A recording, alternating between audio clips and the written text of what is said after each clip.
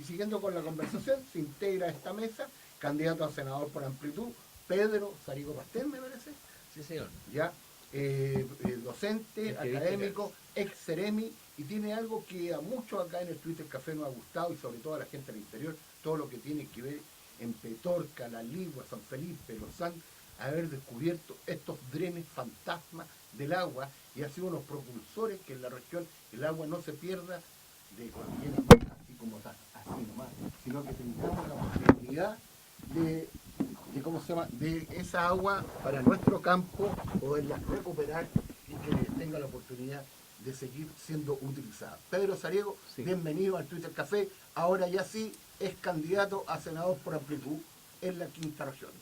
Sí, muchas gracias por la recepción.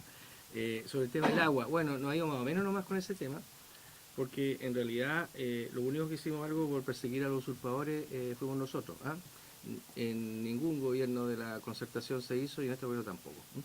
No hubo ningún intento y ya no se hizo ya el intento de poderle poner coto al tema de la usurpación de agua en la zona de Petorca. Y este es un tema de interés, al final del día no es un tema ¿Intereses políticos también? de interés económico, Económico. sí, diría yo. O sea, Políticos, de cuando, ahí cuando yo hay pongo, apellidos. sí, por supuesto, cuando yo pongo el tema sobre la mesa, la gente de izquierda y especialmente la gente de la nueva mayoría se muere de vergüenza. Y se muere de vergüenza porque sus gobiernos no han hecho nada. Eso es lo que ha pasado en tema de usurpación y es porque ahí han vencido esta dicotomía que hay en nuestro país de la que nadie habla, porque siempre se habla acá en términos de izquierda y derecha, se habla en términos de liberal conservador hoy día en temas valóricos, pero casi nadie habla de la línea entre la élite y los ciudadanos, ¿no? Y lo que pasa acá es que la élite, y aquí se une el componente político con el económico, tiene sombras también. Pues, y en definitiva, en este tema del agua en la zona de Petorca, lamentablemente en todo este tiempo, antes y después, ganó el lado oscuro. Y yo tengo que decir que cuando estuvimos nosotros en ese tema, hubo una confrontación frontal entre el lado oscuro y nosotros también. O sea, eso no es que el gobierno de Piñera haya estado libre de intervenciones de estos actores, ¿eh? Solo que nosotros tuvimos la pachorra de enfrentarlo y lamentablemente los actores políticos o autoridades en esos cargos no fueron capaces de enfrentarlo. Eso es lo que ha pasado.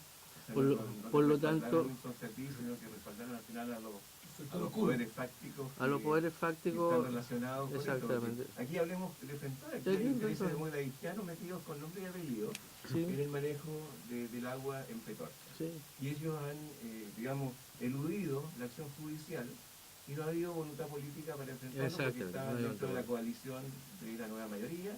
Claro. Y eso frenó Sí. una acción, pero la comunidad de La Ligua, de Cabildo, de Petorca, es una comunidad que se ha rebelado frente a eso. Aquí hemos tenido la cooperativa Paulaquino, a los campesinos que han buscado cultivos alternativos justamente, sí, claro, por vía cooperativa, para salirse de esta depredación que han llevado la industria de la palta, porque la palta, sí, se comió el agua del valle de Petorca y secó a la pequeña agricultura familiar que existía en esos pueblos. Entonces, yo creo que yo creo que te lo reconozco, pero tienes que dar cuenta de que realmente el sistema no respalda a quienes nos levantamos la voz, nos oponemos, porque al final quedamos como tenidos en náufrago.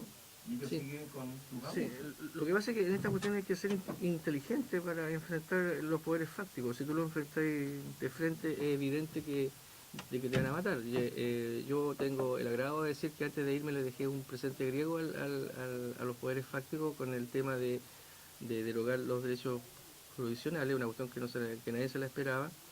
Y en definitiva, el gobierno actual al llegar tuvo la disyuntiva política, ¿cierto?, de no poder dar marcha atrás a ese tema, porque se hubiera visto muy feo, se hubiera visto que los gobiernos de izquierda, ¿cierto? Claro, exactamente, pero políticamente hablando, ¿cierto? Uno hubiera podido decir que los gobiernos de izquierda le dieron unos derechos de agua súper oscuros a los poderes fácticos, ¿cierto? A los poderosos, digamos, para decirlo así, y un gobierno de derecha se los quitó al final del periodo.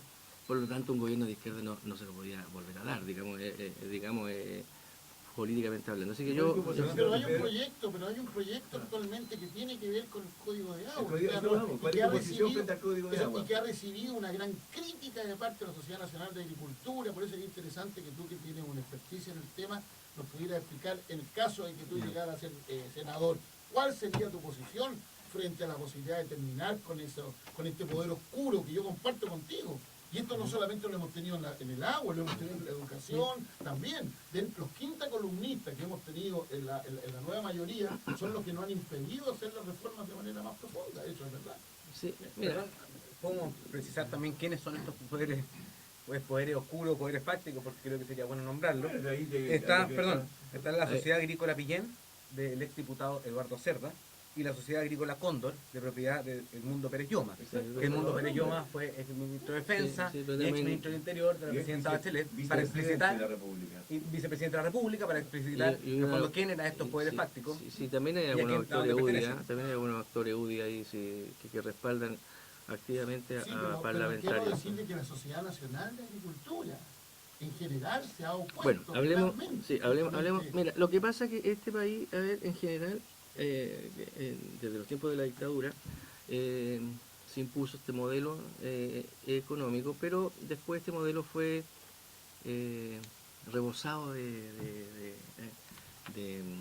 ampliado, profundizado, instalado, por la concertación. Que llevó también la liberación de la sanitaria, lo hizo el gobierno de Frey. Y ese es el gran pecado que traicionó su propio programa, que pesa sobre la democracia cristiana, en todos los ámbitos. Entonces, ¿qué es lo que tenemos? Un recurso valioso como es el agua, que en todo el mundo es de propiedad del Estado. Pero déjame hablar en términos generales. Mira, en general hay un modelo de desarrollo económico que en cierta manera privilegia el capital y en cierta manera, y eso se hizo porque uno también puede entender en su momento por qué se abrió este lazo, sino para atraer al capital con la idea de dar trabajo. Ese en el fondo, de hecho tú vas en la zona y bueno, dicen los agricultores dicen, pero dan trabajo, ¿ah?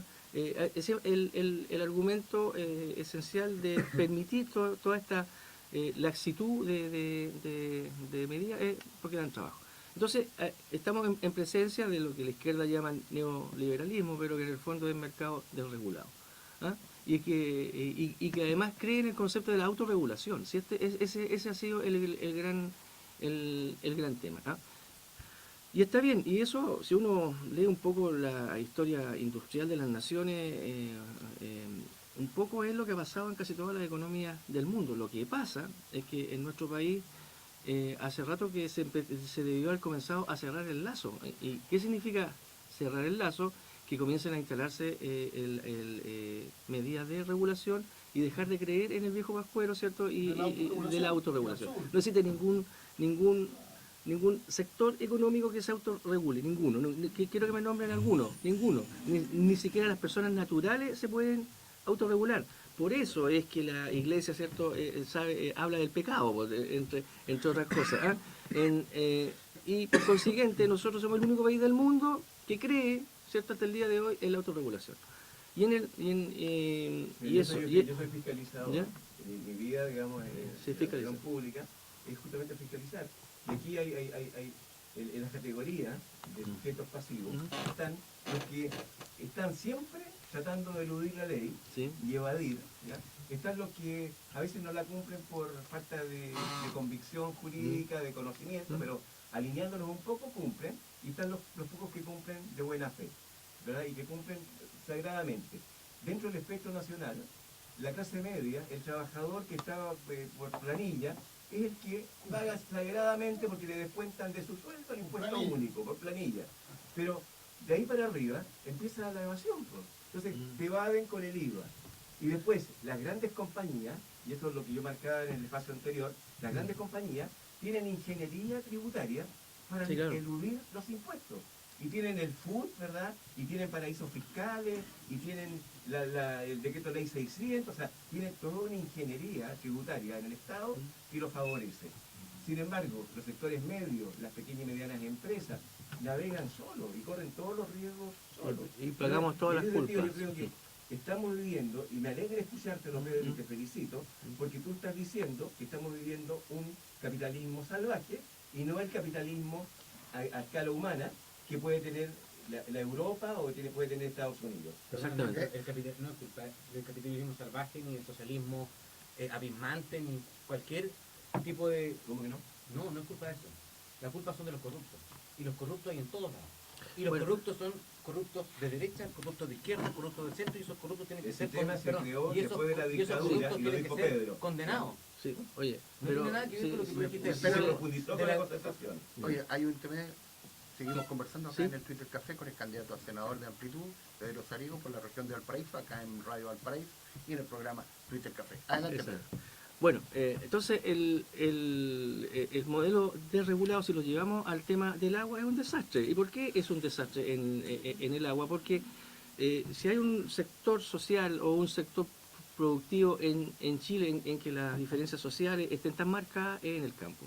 Por lo tanto, todos los beneficios que podía tener la libertad expresada en todo su ámbito en el campo fue coaptada rápidamente por los grandes intereses y las grandes agrícolas, etcétera, etcétera. Los primeros que tuvieron derecho de agua en Chile son las grandes agrícolas, porque sabían de la ley, etcétera, etcétera, etcétera.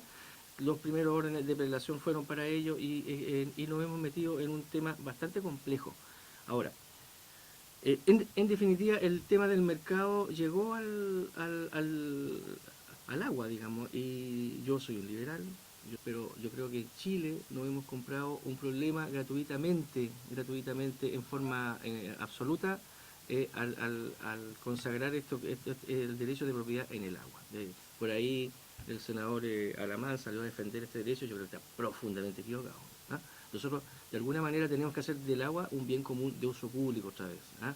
Y eso hay que rectificarlo. Creo que somos el único país del mundo también que tenemos este concepto de derecho de propiedad de agua. Es una anomalía cósmica. Tú vas a los países capitalistas de verdad, pues, porque nosotros somos una especie de disfrazado, ¿te fijas? Donde el tema de derecho del agua es propiedad del Estado, de Estados Unidos, y Estados Unidos, está hablando de Estados Unidos, no estoy hablando de la China comunista ni de Cuba, ni Corea, estoy hablando de Estados Unidos. ¿Ah? Y van a Francia, y van a Alemania, y van a otros países, y esto no existe. Y cuando tú hablas de esto con los expertos de agua en esos países, se quedan boquiabiertos, o sea, se quedan muy sorprendidos. Entonces, yo no estoy para defender tonteras, digamos, ¿te fijas por qué? Porque además, si nosotros consagramos en el tiempo el tema del derecho al agua, nos vamos a comprar un problema mayor. Porque si hay un problema en el mundo que va a ser crisis en los próximos años, es el tema del agua. Entonces, nos podemos imaginar ¿cómo se llama? Establezcamos derechos de agua. Entonces, es una cuestión que en ningún país del mundo razonable, ¿cierto? Te lo compra. ¿Ah? Entonces, aquí necesariamente nosotros tenemos que cambiar este modelo. ¿Ah? La palabra nacionalizar el agua es una palabra dura, si se quiere, para muchos actores. Pero no hay que tenerle miedo, o sea, no hay que tenerle miedo porque hay que rectificar las cosas que están mal hechas. Y yo te quiero contar que porque el modelo funciona súper bien de derechos de agua cuando hay agua. Cuando llueve, ¿cierto? Y no hay problema, ¿sabes? No hay problema. Pero cuando se torna en un bien escaso. Más derechos que agua. Exactamente, ese es el tema, viene la especulación. Fíjate que aquí hay cosas que son absolutamente irracionales. El Estado chileno te da el derecho de agua de manera gratuita, tío. Ok, te lo da gratis, ¿te fijas? Fíjate tú que por la sequía del 2010 al 2016 el Estado se ha gastado comprando agua 120 mil millones de pesos, porque ha tenido que ir a comprar agua para llevarla en camiones de aljibe donde está la sequía. 120 mil millones de pesos, o sea, es una cosa de loco. Si te dejas, te quiero hacer una pregunta porque realmente la clase que nos estás dando es magnífica. Yo creo que eso está muy interesante, lo que opinas, pero ¿cómo crees tú con gobierno de tu candidato, ¿cierto? Donde lo has planteado, porque yo no veo que Piñera quiera rectificar esto, por el contrario. El gobierno de Piñera conservador es lo que va a profundizar esto. Ha hablado de Alaman, ¿cierto? Que constantemente la reforma laboral, también tuvo una actitud de ir al Tribunal Constitucional. Tú te defines como un liberal y frente al caso del agua lo estás haciendo con mucha claridad. ¿Cómo concibes tú eso, tu posición personal, en un ambiente tan conservador donde prácticamente, dicho incluso por gente de la candidatura de Piñera, esta candidatura ha sido hoy día cooptada por los sectores de la UDI, más conservadores que incluso el primer gobierno de Piñera, donde habló de los cómplices pasivos? Cuestión que me gustó mucho a mí. Oye, pero mira, yo creo que, lo voy a decir con todas sus letras, nuestro país es el país de las posibilidades políticas. Que en nuestro país, por ejemplo, en el Frente Amplio hayan desde liberales hasta porque está el Partido Liberal ahí, una fracción del Partido Liberal, hasta anarquista, digamos, es una cosa de sui generis. Que se haya constituido un gobierno, uno de los primeros gobiernos en la historia política mundial, que vaya de la democracia cristiana hasta el Partido Comunista, me parece también una cosa digna de poner en los libros, ¿te fijas? Y efectivamente en la derecha política también hay facciones, y si tú me pones a mí, claro, está contrapesado hoy día el carro, efectivamente. El presidente Piñera pues está muy vinculado a sectores más conservadores en nuestro país que lo que fue en su primera propuesta. Pero la política es el arte de lo posible. Yo quisiera estar presente ahí justamente para poner esta idea en valor y hablar de estas cosas, si se quiere, en el escenario de políticos que vienen. Porque en cierta manera la política es cíclica, te fijas hoy día, y además estamos frente a situaciones complejas hoy día de todo orden de vista en lo social. El problema de la corrupción, por ejemplo, le tenemos que poner un parangón al tiro y se acabó. Te dejáis un atajo porque si no va a llegar a México, un paralé de frentón, etcétera. Y también lo que acaba de pasar hoy día en las noticias, que hay 10 millones de dólares que se invirtieron en asesores durante el Senado, durante el periodo del año pasado. Para que vean, o sea, hay escándalos tras otros. Los políticos que fueron a besar las manos, ¿cierto?, de Ponce Nerú, ¿cierto?, etcétera, incluyendo a mucha gente que era contraria. Pero esa posición liberal que planteas tú, ¿es tu posición personal o es la de amplitud? Es la de amplitud en general. O sea, sí, la de amplitud en general. Si nosotros quisiéramos haber estado tocando el bombo, ¿para qué nos vamos? O sea, nos quedamos adentro. Si queremos hacer algo distinto y proponerle a la ciudadanía y al futuro gobierno también, es porque hemos hecho algo distinto, con muchas dificultades y con muchos errores. Ahí estamos, o sea, y estamos dispuestos a defender nuestras tesis. Para terminar, en el tema de los campos, mire, lo que yo vi al final, y eso es lo que yo le podría transmitir en directo al presidente Piñera, del cual fui su seremi aquí, y hice todas estas cosas. Este tema del agua finalmente lo que consagra es la ley del gallinero. Y la gente que está en el campo me entiende perfectamente. Te dedicas a los que tienen que estar arriba, vean, de verdad la expresión, el chilenismo se caga a los que están más abajo, y así sucesivamente, y hasta llegar a unos límites extremos ahí. Entonces eso es lo que pasa, y esa consagración de todo este tema tiene que cambiar.